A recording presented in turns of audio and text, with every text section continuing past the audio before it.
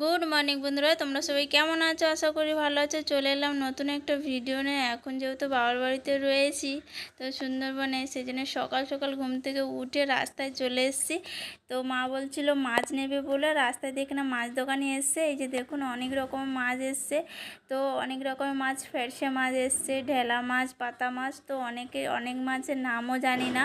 তো একটু ছোট ছোট সাইজের মাছ, একদম তাজা মাছ। এগুলো বরফ দেয়নি, একদম শুদ্ধ ধরে নিয়ে এসছে। সেই জন্য ভাবলাম, মাকে বললাম যে তাহলে নিয়ে নাও। তো 500 নিয়ে নিল, অল্প করে ছোট ছোট মাছ বলে, বেশি আর নিল না। এই দেখুন আমার মেয়ে হাতে করে নিয়ে নিয়েছে, ও তো খুব খুশি।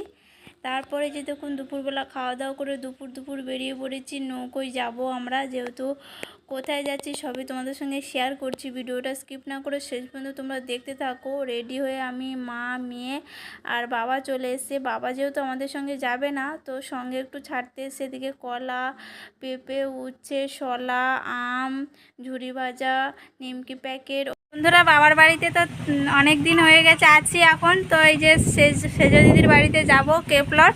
তো অনেক বছর হয়ে গেছে যাওয়া হয়নি, ফোন করছে বারবার। সেই জন্য আমরা যাব বলে চলে এসেছি নদীর ধারে, একদম সমুদ্রের কাছে। এই যে দেখুন বাবা আর আমার মেয়ে চলে যাচ্ছে এগিয়ে। তো নৌকো আসবে, দেখা যাচ্ছে না রোদের এতে। তো নৌকো আসলে এখন নৌকোর মধ্যে চলে যাব। আর আমি, মা আর আমার মেয়ে যাব। আর বাবা একটু ব্যাগটা আগাতে এসেছিলো, এই যে মা বসে রয়েছে। আর আমার মেয়ে তো যাওয়ার জন্য খুবই এক্সাইটেড। আমার মেয়েও কোনো দিন নৌকো চড়ে নেই, প্রথমবার চড়বে, নদীতে যাবে সমুদ্র। সেই জন্য আগে থেকে চলে যাচ্ছে দাদুর সঙ্গে ওখানে। আর এখন নদীতে প্রচুর, মানে নৌকোর মধ্যে এত লোক কম হয়, তো ঘাটে থামে না, চলে যায়। সেই জন্য বাবা একটু এগিয়ে যাচ্ছে। নৌকোটা আসলে তাহলে দেখে চলে আসবে ঘাটে। তো চলো তাহলে দেখতে থাকো। আমার মেয়ের অন্নপ্রাশন হয়েছিল, তখন গিয়েছিলাম সেজদির বাড়িতে। আর তারপরে এই যাচ্ছি 3.5 বছর পর আবার যাচ্ছি। তো চলো তাহলে দেখতে থাকো। এই যে আমরা নৌকোর মধ্যে উঠে পড়েছি। এই যে দেখুন দুপুর খাওয়া দাওয়া করে এসেছি, তো আমার মেয়ে ঘুম পেয়ে গেছে। এই যে দেখুন নৌকো থেকে সবাই বেরোচ্ছে। তো আমরা যেহেতু অনেকটাই চলে এসেছি নৌকোয় ঢুকে, আমার মেয়ে দেখুন একদম ঘেমে চান হয়ে গেছে। দুপুর এসেছি তো। তারপরে যে দেখুন নৌকো থেকে নেবে, আমার মেয়ে উঠে আসতে পারছিলো না। আমি ভিডিওটা করছিলাম বলে ওকে বলছিলাম তো একলা একলা উঠে আয়। তো হাত লাগিয়ে উঠে এসছে। আর যে দেখুন নৌকো থেকে সবাই নেমে যাচ্ছে, আমরা প্রথমেই নেমে গেছি, দেখুন পুরো ভাটা। তারপরে নৌকো থেকে উপরে চলে এসছে। এখানে দেখুন একটা জামাইবাবুর সঙ্গে দেখা হলো। এখানেও এই জামাইবাবুটা কেপলটের বাড়ি। তো একটু কথা বলে তারপরে আমরা টোটোতে উঠে পড়লাম, দিদির বাড়িতে চলে এলাম।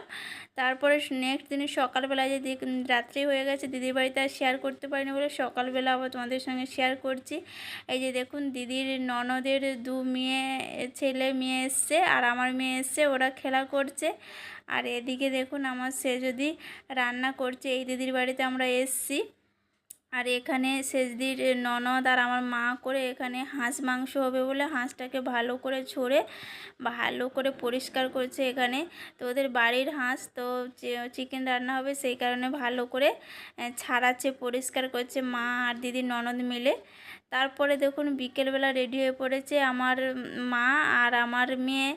আর এদিকে দিদির শাশুড়ি, দিদির ননদ এসেছিলো, দুটো ননদ এসছে। একটা ননদ ওখানে ওদের বাড়ির পাশেই বাড়ি, তো ওরা চলে যাবে।